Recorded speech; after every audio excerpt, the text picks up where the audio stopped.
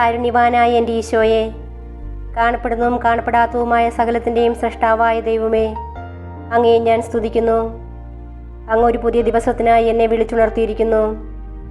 എന്നെ കരുതലോടെ ഓർമ്മിച്ച പിതാവേ, അങ്ങേക്ക് നന്ദി പറയുന്നു. എൻ്റെ എല്ലാ പാപങ്ങളും ക്ഷമിക്കണമേ. എൻ്റെ ജീവിതത്തിലെ എല്ലാ കുറവുകളും നീക്കണമേ. ശുദ്ധമായ ഹൃദയവും കളങ്കമില്ലാത്ത ആത്മാവോടും കൂടി ഞാൻ ഇന്നായിരിക്കട്ടെ. എൻ്റെ മനസ്സിൻ്റെ മുറിവുകളെ സുഖപ്പെടുത്തണമേ. എൻ്റെ ഇന്നലകളിലെ വേദനകളിൽ നിന്ന് എന്നെ മോചിപ്പിക്കണമേ. ഞാൻ അങ്ങയെ പൂർണ്ണ ഹൃദയത്തോടെ സ്നേഹിക്കുന്നു. അങ്ങയുടെ വിലയേറിയതും വിശുദ്ധമായ രക്തം എപ്പോഴും എനിക്കും എൻ്റെ ഭവനത്തിനും സംരക്ഷണ വലയം തീർക്കട്ടെ. ഈ ദിവസത്തിൽ ശത്രു എനിക്കായി ഒരുക്കുന്ന എല്ലാ കെണികളും ഭേദിക്കുവാനും അങ്ങയുടെ കാരുണ്യത്തിൻ്റെ അനുഗ്രഹങ്ങൾ സ്പർശിക്കുവാനും എന്നെ അനുവദിക്കണമേ. എൻ്റെ കണ്ണുകൾ നിറയുവാൻ ഇടവരുത്തരുതേ. സന്തോഷവും സമാധാനവും സമൃദ്ധിയും എന്നും ജീവിതത്തിൽ നിലനിൽക്കുവാൻ എനിക്കിടയാക്കണമേ. ആമേൻ.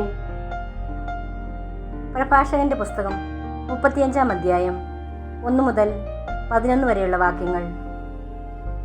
നിയമം പാലിക്കുന്നത് നിരവധി ബലികൾ അർപ്പിക്കുന്നതിന് തുല്യമാണ്.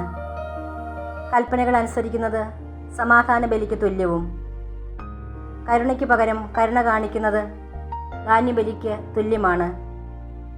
ഭിക്ഷ കൊടുക്കുന്നവൻ കൃതജ്ഞതാബലി അർപ്പിക്കുന്നു. ദുഷ്ടതയിൽ നിന്ന് ഒഴിഞ്ഞു മാറുന്നത് കർത്താവിന് പ്രീതികരമാണ്. അനീതി വർജിക്കുക പാപപരിഹാര ബലിയാണ്. വെറും കൈയോടെ കർത്താവിനെ സമീപിക്കരുത്. എന്തെന്നാൽ ഇവയെല്ലാം അനുഷ്ഠിക്കാൻ നിയമം അനുശാസിക്കുന്നു. നീതിമാന്റെ ബലി ബലിപീഠത്തെ അഭിഷേകം ചെയ്യുന്നു. അതിൻ്റെ സുഗന്ധം അത്യുന്നതൻ്റെ സന്നിധിയിലേക്ക് ഉയരുന്നു. നീതിമാന്റെ ബലി സ്വീകാര്യമാണ്, അത് വിസ്മരിക്കപ്പെടുകയില്ല. കർത്താവിനെ മനം തുറന്ന് മഹത്വപ്പെടുത്തുക. ആദ്യഫലം സമർപ്പിക്കുമ്പോൾ ലുപ്ത് കാട്ടരുത്. കാഴ്ച സമർപ്പിക്കുമ്പോൾ മുഖം വാടരുത്. സന്തോഷത്തോടെ ദശാംശം കൊടുക്കുക. അത്യുന്നതൻ നൽകിയതുപോലെ അവിടത്തേക്ക് തിരികെ കൊടുക്കുക. കഴിവിനൊത്ത് ഉദാരമായി കൊടുക്കുക. കർത്താവ് പ്രതിഫലം നൽകുന്നവനാണ്. അവിടുന്ന് 7 ഇരട്ടിയായി തിരികെ തരും. ഇന്നത്തെ വചനം. കർത്താവിൽ ആശ്രയിക്കുന്നവർ അചഞ്ചലമായി എന്നേക്കും നിലനിൽക്കുന്ന സിയോൻ പർവ്വതം പോലെയാണ്. സങ്കീർത്തനം 125:1.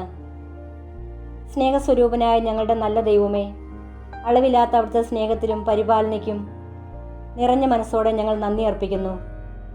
ഞെരുക്കങ്ങളിൽ ഞങ്ങൾക്ക് അഭയമരുളുകയും കാരുണ്യപൂർവ്വം ഞങ്ങളുടെ യാചനകൾ കേൾക്കുന്നവനുമായ അങ്ങയോടാണല്ലോ ഈ പ്രഭാതത്തിലും ഞങ്ങൾ പ്രാർത്ഥിക്കുന്നത്.